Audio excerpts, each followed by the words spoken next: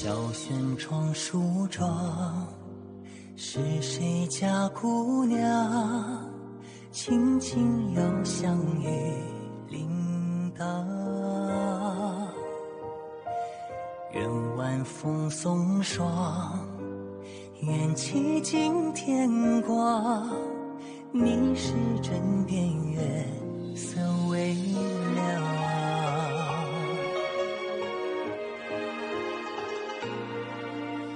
少年褪戎装，人把浮名藏，欢乐前桌的吟唱。愿人世无常，愿思念风涨。历史掌心将阳滚烫。夜雨绵绵，夜不成眠，相遇相见，相拥如眠，相随岁年年。苦足无眠，心事怎言？相遇相见，此情绵绵，心幸福绵绵。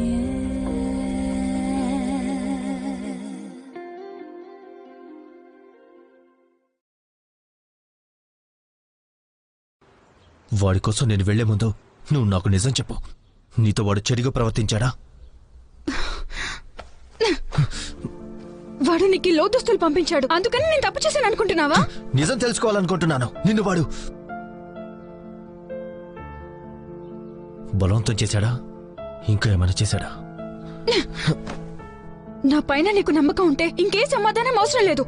జరిగిందేదో జరిగిపోయింది, దాన్ని నువ్వు అంగీకరించకపోతే.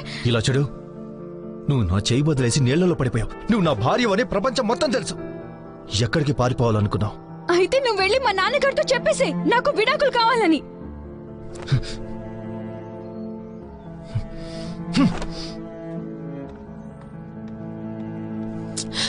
ఎందుకు మిమ్మల్ని మీరు ఇబ్బందుల్లోకి నెట్టుకుంటున్నారు? ఇది మీది కాదని చెప్పొచ్చు కదా. అవసరం లేదు, తనకి నేనంటే ఇష్టం లేదు. ఈ కారణంగానే నేను ఇక్కడి నుంచి వెళ్ళిపోవచ్చు. మిత్రమా, నువ్వు ఇలా ఆవేశంగా వెళ్ళకూడదు. ఈ విషయం గురించి వెంటనే మన మహారాజు గారితో మాట్లాడు. ఈ విషయం మహారాజుతో చెప్పడం అంటే ప్రపంచం మొత్తానికి చెప్పినట్టు. వాడిని మనం చంపేద్దాం. ఖచ్చితంగా చంపాలి. ఈ సమస్య పెద్దదైతే శివవంశం చిక్కుల్లో పడుతుంది. చనిపోవడానికి ముందు మీ అన్నయ్య పడ్డ కష్టాలన్నీ పూర్తిగా వృధా అయిపోతాయి. నేను నా కుటుంబాన్ని కాపాడకపోతే ఏదో ఒకరోజు మా వంశం ఎంత గొప్ప స్థానానికి వెళ్ళినా సరే సొంత వాళ్ళ సంతోషం త్యాగం చేసే నీచులుగాని మిగిలిపోతాం. సరే, అయితే మీకు బదులుగా నేను వెళ్తాను. అప్పుడు నిజం ఏ రోజు తెలిసినా నింద నాపై పడుతుంది. వంశానికి ఎలాంటి మచ్చ రాదు.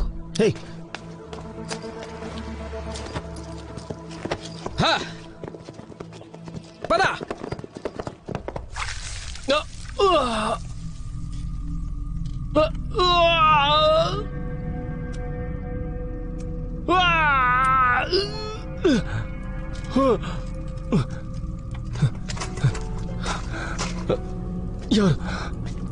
ఎవరు మీరు? మీకు డబ్బులు కావాలా, అమ్మాయి కావాలా, ఏదైనా సరే నేను ఇస్తాను. నన్ను వదిలేయండి. ఏం కావాలో చెప్పండి.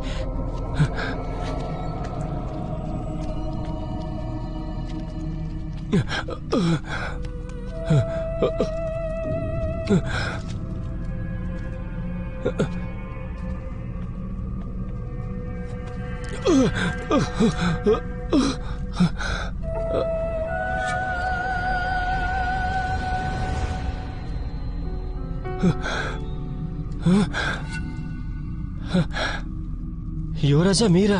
నువ్వు నా సోదరుని బలవంతం చేసిన రోజు నీ పరిస్థితిలా మారుతుందని ఆలోచించావా? నా పైన జాలి చూపించండి. మీ మధ్య సంభాషణ విన్నాను. ఆ ప్రాంతంలో నేనున్నాను. అందుకని మీరు కలుసుకునే ప్రదేశానికి వెళ్లి రాకుమారిని మా ఇంటికి తీసుకెళ్లాలి అనుకున్నాను. ఇంతకు ముందు మన మధ్య ఒప్పందం జరిగింది. యువరాణిని పెళ్లి చేసుకోమని అడిగారు. నేను తనకి ఎటువంటి అన్యాయం కూడా చేయలేదు. కాస్త వాడికి మత్తు వదిలేలా చెయ్యి. ఆగండి, ఆగండి, ఆగండి.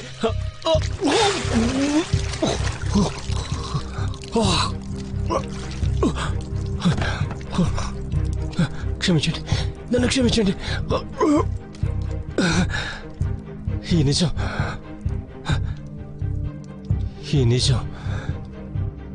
ఎవరికీ తెలియనివ్వను. దీన్ని రహస్యంగా ఉంచుతాను. మీరు యువరాణి ఇద్దరు కలిసి పారిపోవాలనుకున్నారని ఆ విషయం ఎవరికీ తెలియదు. నన్ను నమ్మండి, నేను ఎవరితోనూ చెప్పను. ఏమంటారా? నన్ను బెదిరిస్తున్నావా? లేదు లేదు, గుర్తు చేస్తున్నాను, కేవలం గుర్తు చేస్తున్నాను అంతే. ఈ దేశానికి కేవలం నేను ఒక రాయబారిని మాత్రమే. మీరు నన్ను శిక్షించకూడదు. ఇదేంటో గుర్తుందా? ఫాన్ భవన యజమానికి మా నాన్నగారు ఇచ్చిన జ్ఞాపిక. ఆ సంవత్సరం మీ కుటుంబం చాలా పెద్ద తప్పు చేసింది. మీ కుటుంబాన్ని కాపాడటం కోసం మీ నాన్నగారు రాజుకు డబ్బులు ఇచ్చారు. నాన్సాంగ్లో ఆ వస్తువులు అమ్మటానికి నేను నీకు సహాయం చేయకపోతే మీ మొత్తం కుటుంబం కూడా ఈ పాటికి నాశనం అయిపోయి ఉండేవారు. మీరు మా కుటుంబాన్ని రక్షించారని నాకు అర్థమైంది. మా నాన్నగారి ఆజ్ఞ ప్రకారం మేము ఆ జ్ఞాపిక ఉన్న వాళ్ళని ఖచ్చితంగా అనుసరించాలి. మీ సోదరు ప్రతి నిర్ణయం వెనుక మీరు ఉన్నారు కాబట్టి నేను ఇంకేమీ మాట్లాడను. మీరేం చెప్పినా చేస్తాను. కంగారు పడకు. నీ దురుసు ప్రవర్తనకి తగిన ప్రతిఫలం అనుభవిస్తావు. యువరాజా, మా మధ్య పవిత్రమైన సంబంధం ఉంది. నేను ఎటువంటి తప్పు చేయలేదు. అయితే లోదుస్తులు ఎందుకు పంపించావు? అది ఆ ఉపాయం నాకు మా సేవకుడు ఇచ్చాడు. కేవలం షోయోని ఇబ్బంది పెట్టాలనుకున్నాం. అంతకు మించి నాకు వేరే ఉద్దేశమే లేదు. ఇదంతా నా కర్మ మాత్రమే. నేనే తప్పు చేయలేదు. మా మధ్య అసలు ఏమీ జరగలేదు. నన్ను నమ్మండి.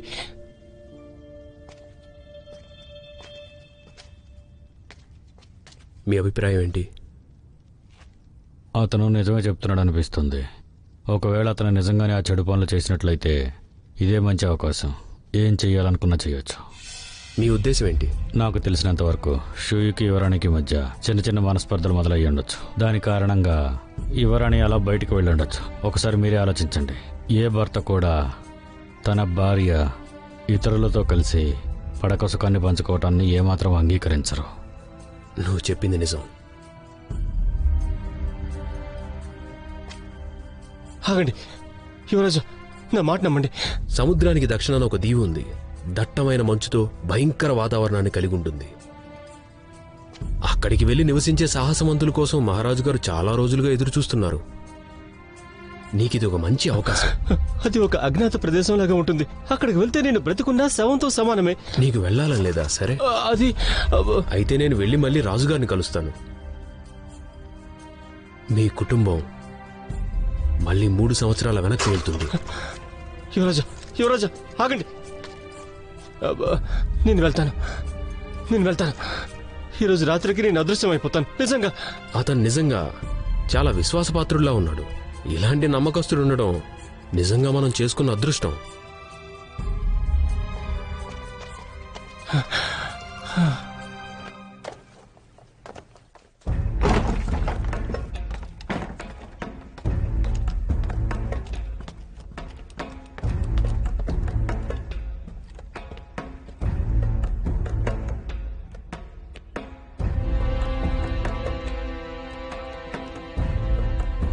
మనకంటే ముందే ఇక్కడికి ఎవరో వచ్చారు.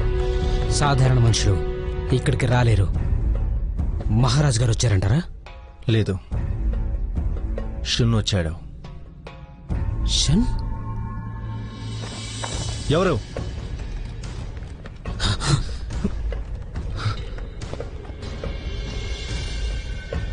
మిత్రమా, ఇక్కడికి ఎవరైనా వచ్చుంటారా? నీ ఊహ నిజమేనా? అవును, నిజమే. నా అంచనా ప్రకారం ఇతన్ని హంతకులే పంపుంటారు నన్ను గమనించడానికి.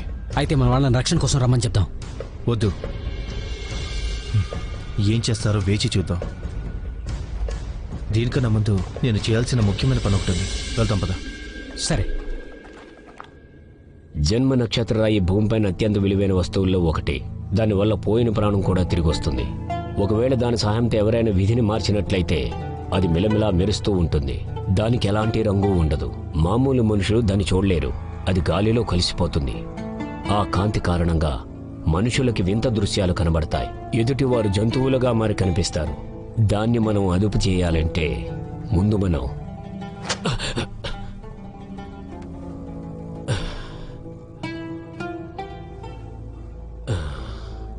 జన్మ నక్షత్ర రాయి. దీనికోసం ఎన్నో రోజులుగా కష్టపడుతున్నా. నేను సాధించింది కేవలం ఆచార్యుల చావు బతుకుల మాయ విద్య మాత్రమే. అది ఇప్పటికీ అసంపూర్ణమే.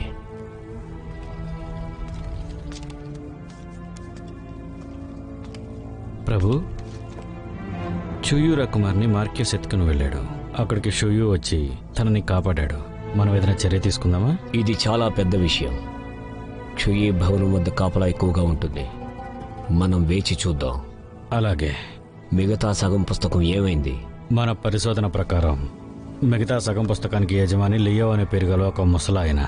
అతను నాన్సంగ్లోని ఒక మారుమూల ప్రాంతానికి పారిపోయాడు. అతనికి సంబంధించినటువంటి చిత్రపటం ఇది. వెతకమని మన మనుషుల్ని పంపించాను. సంతోషం. నువ్వు నా ఆజ్ఞ పాటిస్తే అప్పుడు అందరికీ కూడా విరుగుడు లభిస్తుంది. అలాగే ప్రభు. మా సోదరులు అందరం కూడా వెళ్ళి తను ఎక్కడున్నా వెతికి మీ దగ్గరికి తీసుకొస్తాం. అప్పుడు ఆ సగం పుస్తకం ఖచ్చితంగా మీ సొంతం అవుతుంది పౌర్ణమికి ముందే. నువ్వు వెళ్ళు.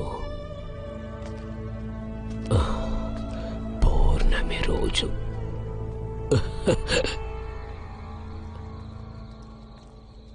మిత్రమా, చెప్పండి. యువరానికి రాజభవనంలో ఇంకెవరైనా స్నేహితులు ఉన్నారా? లేరు, ఇంకెవరు లేరు. కేవలం షన్ మాత్రమే.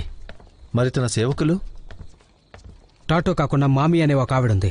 చూయిని చిన్నప్పటి నుంచి చూసుకుంటుంది. అవునా? ఆవిడ్ని ఒకసారి ఇక్కడికి తీసుకురండి. తనతో యువరాణి మనసు బాలేదు, తనకి తోడుగా ఉండడం కోసం అని చెప్పు. మరి మార్కిస్ బేజీ వెతకడానికి ఎవరినైనా పంపు. ఇంత తొందరగా అదృశ్యం కావడం అసాధ్యం. నాకు తను కాదు. ఇప్పుడు యువరాణి సంతోషం చాలా ముఖ్యం. సరే, నేను వెళ్ళి యువరాణ్ణి కలుస్తాను. అయ్యో మిత్రమా, చూయి గది ఇటువైపు ఉంది. నాకు తెలుసు. ఈ పుస్తకంలో ఇక్కడ ఉంది ఎడారి ప్రాంతం. చూడు, ఇక్కడ ఉన్నవి పాతకాలపు పట్టణాలు. ఇలా చూడు, నువ్వెక్కడికి వెళ్ళాలనుకుంటున్నావు? మనం ఖచ్చితంగా వెళ్లాల్సిందేనంటారా? అవును, వెళ్ళాలి. మాకు విడాకులు వచ్చాక నాకు పూర్తి స్వేచ్ఛ దొరుకుతుంది. కానీ మా నాన్నగారు పెళ్లి పెటాకులు చేసుకున్న కూతుర్ని అంగీకరించరు. అందుకే ఎక్కడికి కావాలన్నా నేను వెళ్ళొచ్చు. యువరాణి భోజనం చేశారా? లేదు బాబు, రాకుమారేమి తినలేదు. ఆశ్చర్యంగా ఉంది. నిన్న మాత్రం ఎంతో ఇష్టంగా భోంచేశారు. మా అత్తయ్య గారు ఇంకా రాలేదు. అందుకని నేను వచ్చే వరకు ఎవరూ భోంచేయకుండా ఉండకండి. వెంటనే తన గదికి భోజనం పంపండి. సరే. మిత్రమా, నువ్వు రాకుమారిని కలిసి విషయం తేల్చుకోవచ్చు కదా? అవును మిత్రమా, మీరు నాన్సంగ్లో ఒక ఉన్నత కుటుంబంలో పుట్టారు.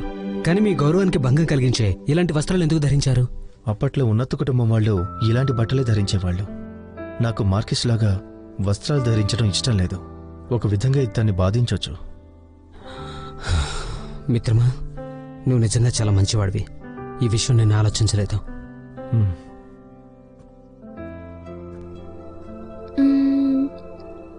అయితే మనం ఎక్కడికి వెళ్దాం?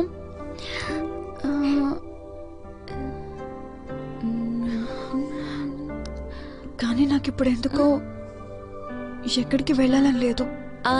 అయితే మనం షున్ గారి అభిప్రాయం ఏంటో తెలుసుకుందాం. అవును, ఈ విషయంలో తను అనుభవజ్ఞుడు. రేపు వెళ్ళి తనని కలుద్దాం.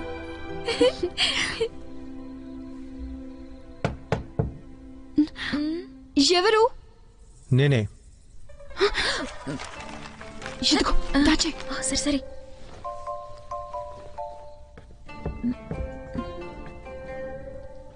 సరే సరే. యువరాణి,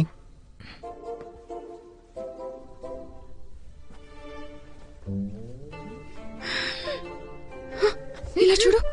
నువ్వు చూసావా? ఏంటి? షూ కొత్త బట్టలు వేసుకుని వచ్చాడు. అయితే ఏమైంది? ఏదో ఉంది. బాగా ఆలోచించు. ఒక మగాడు కొత్త బట్టలు వేసుకుని ఎందుకు వస్తాడు? ఎవరైనా సరే స్నానం చేసిన తర్వాతే కొత్త బట్టలు వేసుకుంటారు కదా. తన ఉద్దేశం ఏంటి? నాకేం తెలుసు?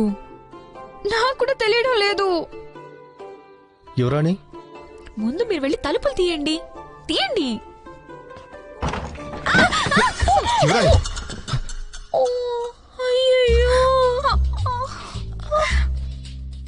ఏం జరుగుతుంది ఇక్కడ?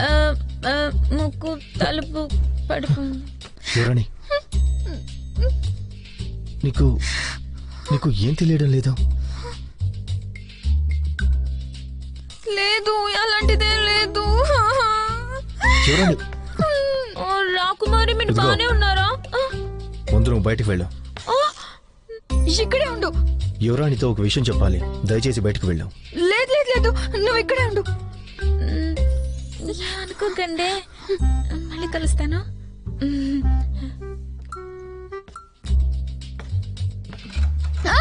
ఎందుకు తలుపులు మూసేస్తున్నావు? వద్దు వద్దు, అక్కడే ఉండు. చూడు, బట్టలు తీసివేయదు. చెప్పేది నీకే. ఇలాంటివి నేను ఒప్పుకోను.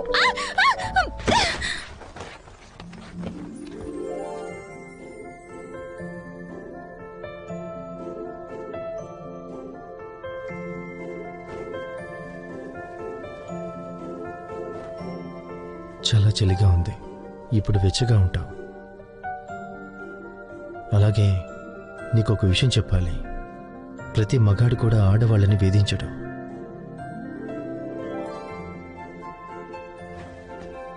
అబద్ధం చెప్తున్నారు. నేను కళ్ళు తెరిచిన మొదటి రోజే మీరు నన్ను వేధించారు. అది మన మధ్య సమన్వయ లోపం. కానీ ఈసారి నువ్వు బాధించబడ్డానికి ముఖ్యమైన కారణం మాత్రం నేనే. కానీ ఈ రోజు నుండి నేను నిన్ను వదిలి వెళ్ళను. ఎందుకు అలా అంటున్నారు? మీరు కంగారు పడకండి. అయినా వాడు నన్ను మానభంగం చేశాడని ఇంకెవరు నన్ను అంగీకరించారనేగా మీరు నమ్ముతున్నారు. అదంతా అబద్ధం. నేను నిజమే చెప్తున్నాను. నీ దృష్టిలో నేనంత స్వార్థపరుడినా? ఇప్పుడు సంభాషణ అనవసరం. అయినా నన్నతను మానభంగం చేశాడు కాబట్టి మీరు నాకు స్వేచ్ఛనిచ్చి మీరు ప్రశాంతంగా ఉండండి. నేను నీకు 100 కారణాలతో విడాకులు ఇవ్వగలను, కానీ ఈ కారణంతో మాత్రం ఇవ్వలేను. 100 కారణాలా? అసలు మీరేం మాట్లాడుతున్నారు? అవేంటో చెప్పమంటావా? సరే చెప్పండి, నేను కూడా వింటాను.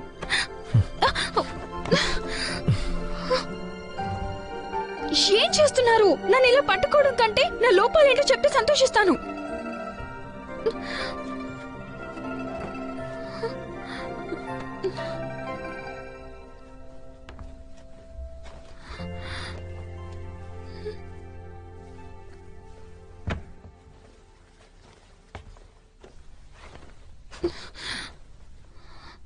ప్రశాంతంగా పడుకో.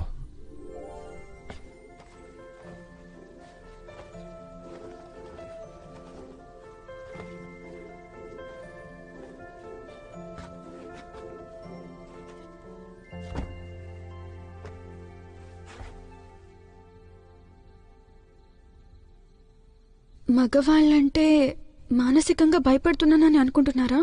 ఎందుకంటే నేను మానభంగానికి గురయ్యాను కాబట్టి అందుకే మీరిలా శ్రద్ధ తీసుకుంటున్నారా? నేను మగవాళ్ల మధ్యలో పెరిగాను. నాకు ఆడవాసన అంటే ఏంటో కూడా తెలీదు. పడుకో.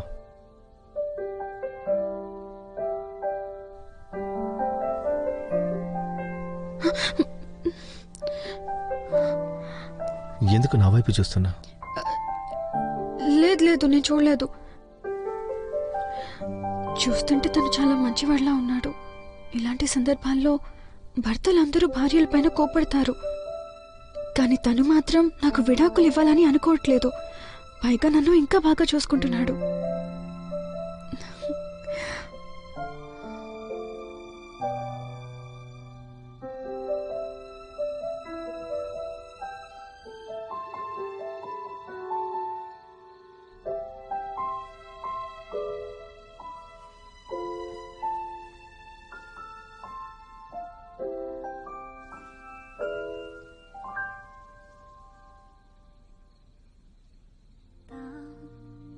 那可爱唤醒我，那一秒后瞬间心动了，在那时光的上游伸出的手牵紧我。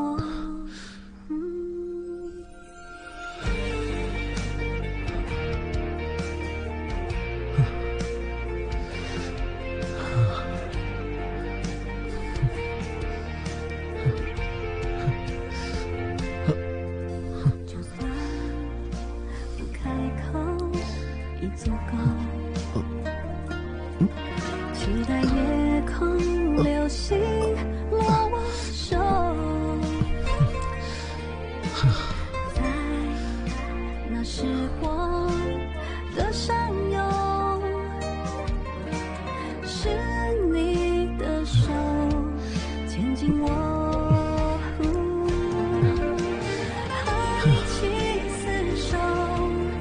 是你握紧我手，梦里偏寒温柔，寻永久，无力气漫游。我看着你的眼眸，告诉你看那眼星弯月，我还铭心等待。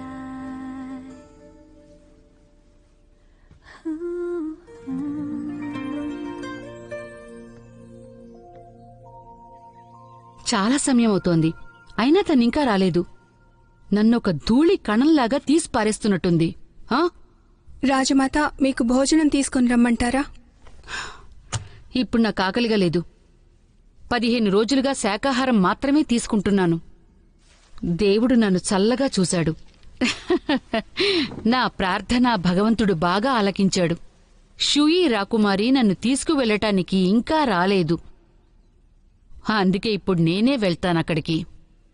రాజమాత, మీరింకా కొన్ని రోజుల పాటు ఇక్కడి నుండి వెళ్ళడానికి వీలు కాదు. ఏ, ఎందుకలా అంటున్నావు?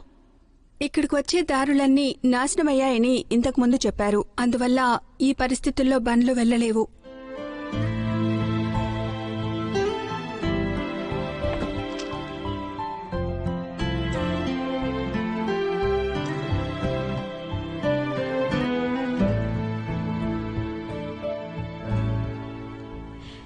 మేలుకోండి యువరాణి, ఉత్సాహంగా నిద్ర లేవాలి. ఉత్సాహంగా నిద్ర లేవాలా? రాకుమారి, నిన్న మీరు నిద్రపోకూడని ఈ సమయంలో పడుకున్నారా?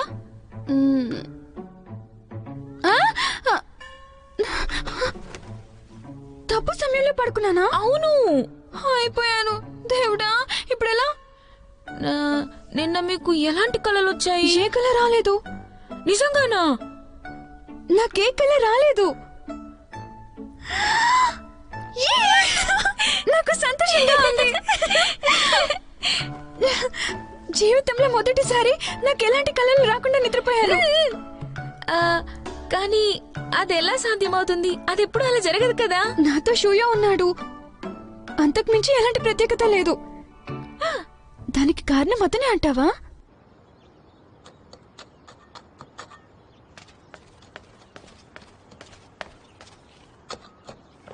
షూయో, నేనొక విషయం అడగాలి. నిన్న రాత్రి నువ్వేదైనా చేసావా?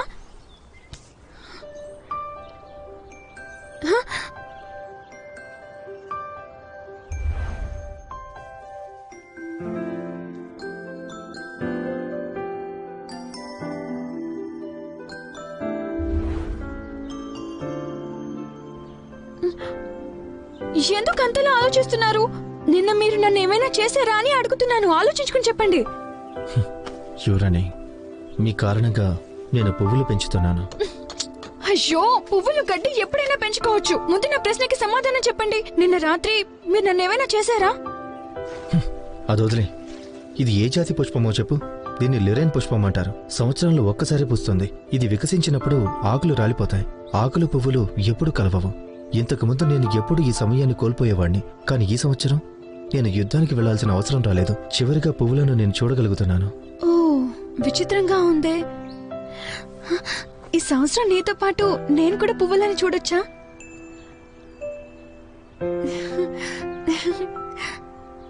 ఈ పుష్పం ఒంటరిగా ఉన్నట్లుంది కదా? లేదు, ఇంకా నువ్వు నా ప్రశ్నకి సమాధానం చెప్పలేదు. అసలు నేను నువ్వు నాతో ఉండి ఏం చేశావు? నేను లేచేసరికి నువ్వు నా ముందు లేవు. ఎందుకలా?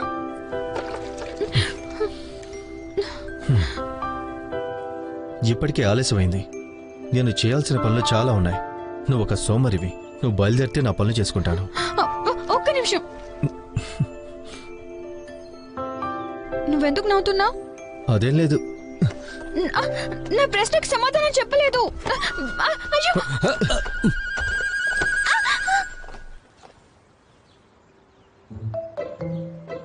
అయ్యో, చూసుకోలేదు, క్షమించండి. యువరాణి, మీకోసం యువరాజు వచ్చారు. షున్ వచ్చాడా?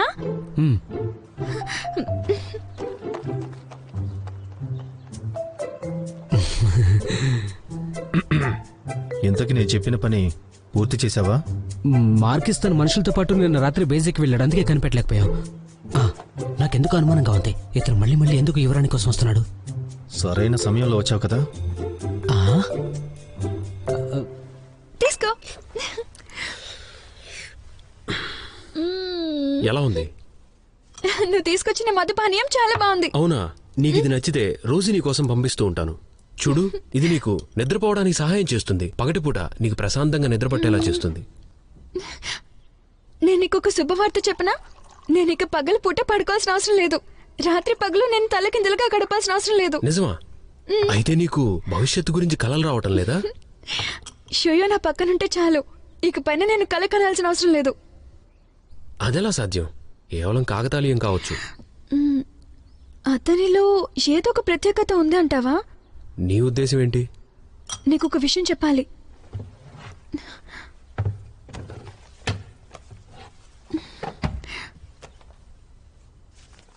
ఇది చూడు, దీన్ని గాన్షన్ గారు రాశారు. చదివి వినిపిస్తాను. నగరంలో ఉన్న చుక్కల కంటే ఎడారిలో ఉండే చుక్కలు ఎక్కువ మెరుస్తాయి. మీకు నిద్రపోవడం అనేది చాలా కష్టంగా మారుతుందా? ప్రశాంతంగా నిద్రపోవడం కోసం ఎన్నో వేల మార్గాలున్నాయి. కానీ నీకు సరైన జోడి దొరికినప్పుడు మాత్రమే సుఖమైన నిద్ర పడుతుంది. మర్చిపోలేని అందమైన ప్రదేశాలు ఎన్ని నీ కళ్ళ ముందున్నా సరే, ప్రియుడి కౌగిలి మాత్రమే నీ నివాసం అవుతుంది. చాలా అందంగా వర్ణించాడు కదా. నీకేమనిపిస్తుంది?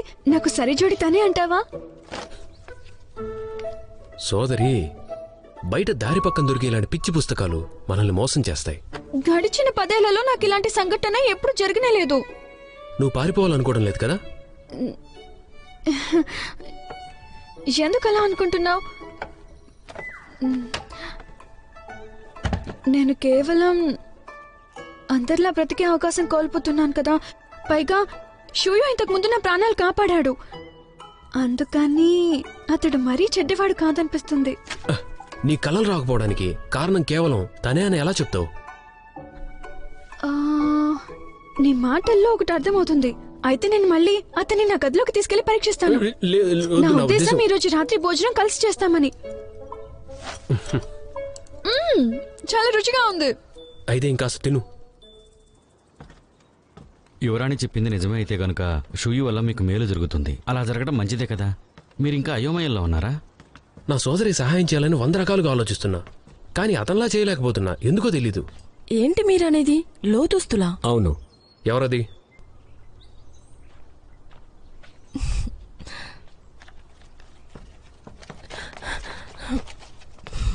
ప్రణామాలు. మీరిక్కడికి సేనాధిపతి కోసం వచ్చారా? నేను మా సోదరి కోసం వచ్చాను. వెళ్తున్నాను. తను ఎలా ఉంది ఇప్పుడు? బాగానే ఉంది. నాకొక విషయం తెలిసింది. అది నిజమో లేకపోతే కేవలం పుకారో నాకు తెలీదు. రాజకుమారి పరిస్థితి ఇప్పుడు ఏమాత్రం బాగాలేదని నాకు తెలిసింది. మనసు బాగాలేదు. దయచేసి మీరు ఈ సమయంలో వెళ్ళి తనకు అంతరాయం కలిగించొద్దు. మనసు బాలేదంట. నేను తనకు అంతరాయం కలిగించను. మనం వెళ్దాం పద. అయితే పుకార్లు నిజమే. అవునవును. మంచి అవకాశం. యువరాజా, మీరు ఎందుకు ఆ పుకార్లని తను నిజమనుకునేలా చేశారు? నిజం ఎందుకు చెప్పలేదు తనకి? అంటే మీ ఉద్దేశం? అతన్ని పెళ్లి చేసుకోవడానికి ఒక అవకాశం కోసం ఎదురు చూస్తుంది. అవకాశం ఇవ్వాలనుకున్నా. షూయుకి యువరానికి జరిగిన వివాహాన్ని మీరు ఇప్పటికీ అంగీకరించట్లేదనుకుంటా. అవును. నా సోదరి ప్రాణం కాపాడినంత మాత్రాన నేను అతన్ని గుడ్డిగా నమ్మాలని లేదు. తను నేను చాలా పరీక్షించాలి.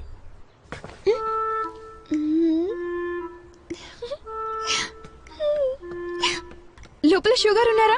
ఉన్నారు. యువరాణి గారు, లోపలికి ఎవరిని పంపించొద్దని ప్రభువులు ఆజ్ఞాపించారు. నేను ఆయన భార్యని. నన్ను నన్ను నన్ను మీరు లోపలికి పంపించకపోతే నేను ఇక్కడే కూర్చుంటాను.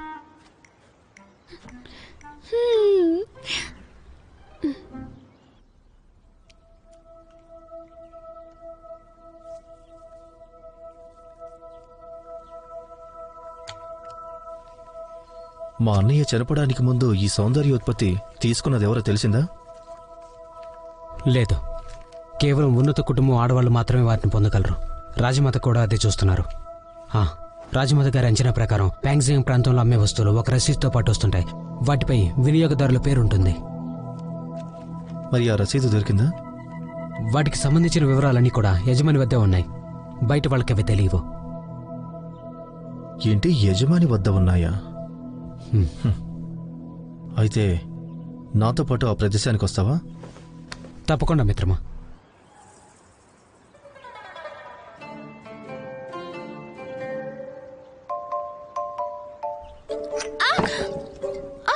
కింద పడిపోయింది, కింద పడిపోయింది, కింద పడిపోయింది. వెళ్ళి చూద్దాం పద. ప్రణామాలు. ఏంటి, ఏం జరిగింది? శుండ్రా కుమారులు తీసుకొచ్చిన మధుపానీయం కింద పడిపోయింది. దాన్ని మీకు రుచి చూపించాలని తీసుకొచ్చాను, కానీ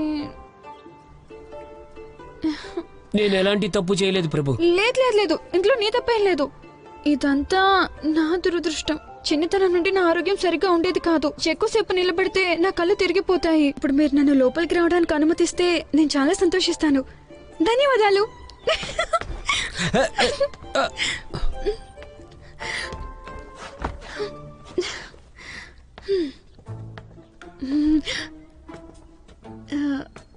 ఇప్పుడు బానే ఉంది. సరే చెప్పు, ఏం కావాలి నీకు? నిజానికి ఇదేం పెద్ద విషయం కాదు. అది నేను మిమ్మల్ని ఆహ్వానించాలి అనుకుంటున్నాను. గట్టిగా చెప్పు. తను కూడా మన మనిషే. నాతో పడుకోవడానికి మిమ్మల్ని పిలవాలనుకుంటున్నాను. బయటికి వెళ్ళు. మిత్రమా, ఒక ముఖ్యమైన పని ఉంది, నేను వెళ్తున్నా. పదండి పదండి. ఏం కావాలి నీకు? నువ్వు ఇంకా అలా నిలబడి ఉంటే నాకు చాలా భయం వేస్తుంది. అక్కడికి వెళ్ళి కూర్చో.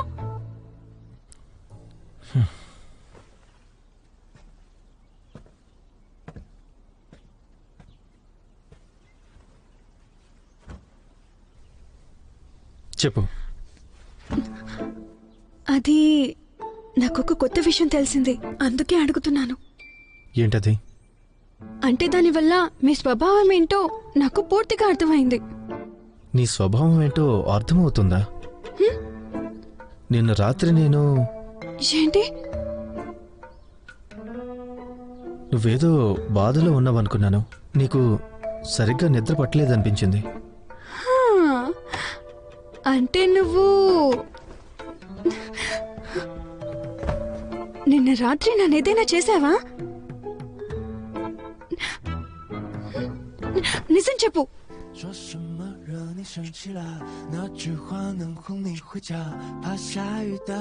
నాకు నిన్న ఎలాంటి కళ రాలేదు. చాలా సుఖంగా నిద్రపోయాను నేను. అది ఎలా సాధ్యమైంది? నాకు నిద్ర వచ్చేలాగా ఎక్కడైనా తాకావా? నా నీ భాగంలో తాకావా? ఇక్కడ ఇక్కడ లేక ఇక్కడ? ఎక్కడ తాకా?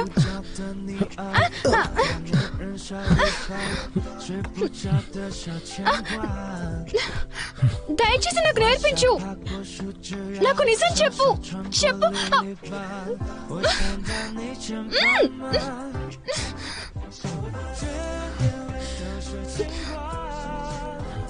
ఇప్పుడు నాకు చాలా పనులున్నాయి.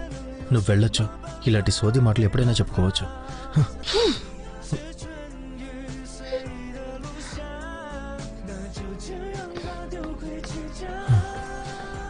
ఈ రోజు రాత్రి నువ్వేం చేసావో నాకు చెప్పాల్సిందే.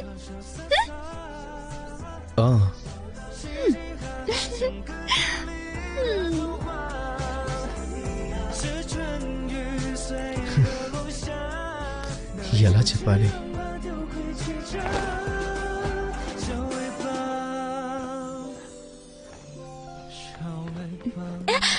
రాకుమారి, నేను సర్దుతాను. మరేం పర్వాలేదు, నువ్వు వెళ్ళి మధుపానీయం సిద్ధం చేయి. నా తింటూ వచ్చాక తాగుతూ ఆస్వాదిస్తాను. దిండా? దిండేంటి? దిండు అంటే నా దిండు షూయు. ఇలా చూడు, మనం ఇలా చేయగలం కూడా. ఇది నాకు చాలా సులభమైన పని. అర్థమైందా నీకు? నీకు లోదుస్తులంటే అర్థం తెలుసా? అవి ఆడవాళ్ళ గౌరవానికి సూచిక లాంటివి. పాపం యువరానికి అలాంటివేమి ఇప్పుడు లేవు కాబట్టి తన దగ్గర నుంచి సేనాధిపతిని దూరం చేస్తాను. ఇదే నా ఆలోచన. యువరాణి, దీన్ని వాడండి. ఇది పాన్జియాంగ్ ప్రాంతంలో దొరికే అత్యుత్తమ పరిమళం. దీంతో మనం ఆ విషయానికి ముగింపు పలకొచ్చు. నీకు చాలా తెలివితేటలున్నాయి.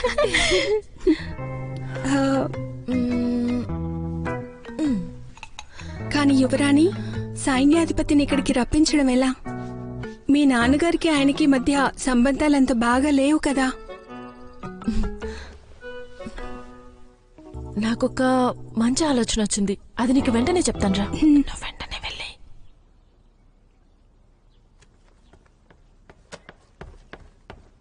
మిత్రమా, నువ్వు సమయానికి వచ్చావు. ఇప్పుడు నేను నీతో భోజనం చేయను. నేను యువరాణి గదికి వెళ్తున్నా. కానీ ఒక ముఖ్య విషయం, సు వాళ్ళ ఇంట్లో భోజనం కోసం మిమ్మల్ని ఆహ్వానించారు. నాతో ఎప్పుడు విరోధ భావంతోనే ఉంటాడు. ఇలా ఆహ్వానించడం ఆశ్చర్యంగా ఉంది. బహుశా ఏదైనా ముఖ్యమైన పని ఉందేమో.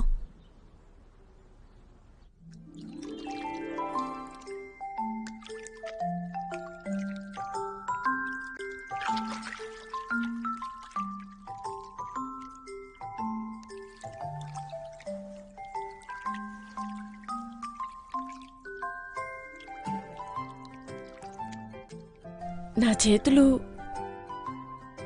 అందంగా ఉన్నాయా? అలాగే నేను కూడా అందంగా ఉన్నాను కదా?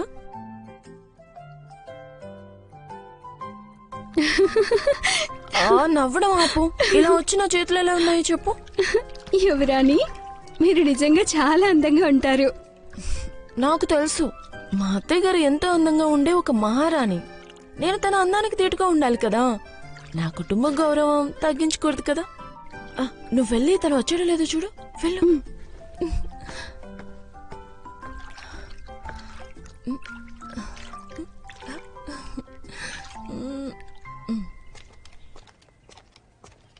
లోపలికి రండి షూయ గారు. రండి, ఇలా వెళ్ళండి. ఇలా వెళ్ళాలా? కానీ సూగది అటువైపు కదా. మీరు ఎక్కువగా ఆలోచిస్తున్నారు. వారు తమ పడగదిలో ఎదురు చూస్తున్నారు. మీరు రండి.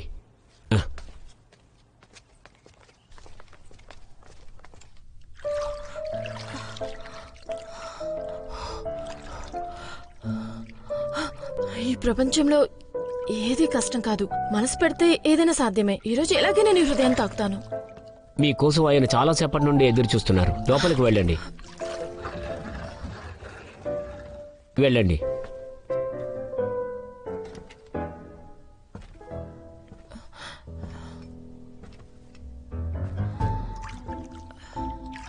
షూయూ, నా చేతులు ఎలా ఉన్నాయి? అందంగా ఉన్నాయా? సుగారు ఇక్కడ లేరు. నేను మరోసారి వస్తాను. ఏ ఆగు, నువ్వు ఇప్పుడు వెళ్ళమంటే నేను స్నానం చేస్తుండగా రహస్యంగా చూసామని ఆచార్యులతో చెప్తాను. అలా కాకుండా ఇప్పుడు నువ్వు నాకు నచ్చినట్టు చేసావనుకో, నీ మర్యాదను నేను కాపాడుతాను. ఇదిగో చూడు, నీ అల్లరి ఎక్కువ అవుతుంది. నా అల్లరి సంగతి పక్కన పెట్టు. అక్కడున్న గులాబీ రంగులో దుస్తుల్ని నాకు కొంచెం తెచ్చివ్వగలవా? ఏం ఆలోచిస్తున్నావు? నీకవి నచ్చలేదా ఏంటి? ప్రపంచంలో ఉన్న లోదుస్తులని నాకు ఒకేలా కనిపిస్తున్నాయి. అది తప్పు. సాధారణ ఆడవాళ్ళు వాడేవి మండరియన్ అలకతో ఉంటాయి, కానీ ఫోనిక్స్ మాత్రం కేవలం ఉన్నత కుటుంబం వాళ్ళే వాడతారు. మండేరియన్ అల్లికతో ఉంటాయా? నాకు తెలిసింది యువరాణిలో దుస్తుల్ని వేరే ఎవరో చూసారని, కానీ నాలో దుస్తుల్ని చూసింది మాత్రం నువ్వు ఒక్కడివి. ఆ ఫోనిక్ అల్లిక ద్వారా అది యువరాణిదే అని ఖచ్చితంగా చెప్తున్నావా?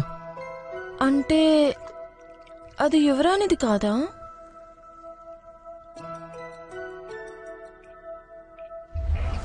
నేను వాడిని పట్టుకునే ముందు నువ్వు నాకు నిజం చెప్పు. నీకు నిజంగా నా పైన నమ్మకం ఉంటే అసలు ఎలాంటి సమాధానం కూడా అవసరం లేదు. జరిగింది ఎలాగో జరిగిపోయింది.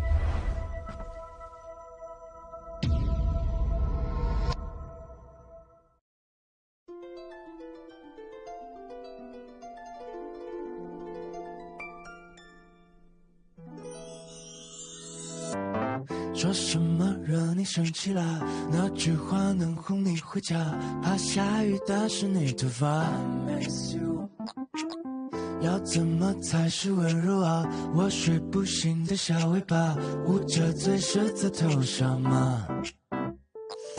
张牙舞爪的你啊，一条粘人小尾巴，睡不着的小牵挂。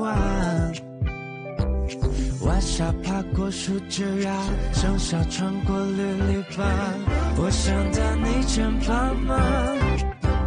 这眼泪都是牵挂，我还能有什么办法？没办法，是春雨随意的路线，这样吧，丢盔弃甲。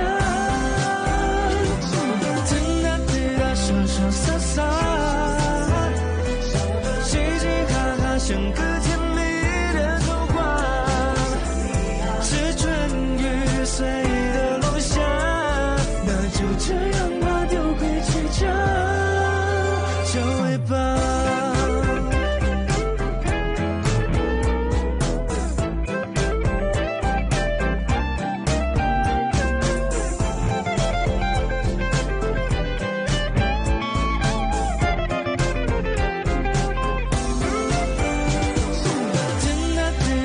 说洒洒，嘻嘻哈哈像个甜蜜的童话。是春雨随的落下，那就这样吧，丢盔弃甲。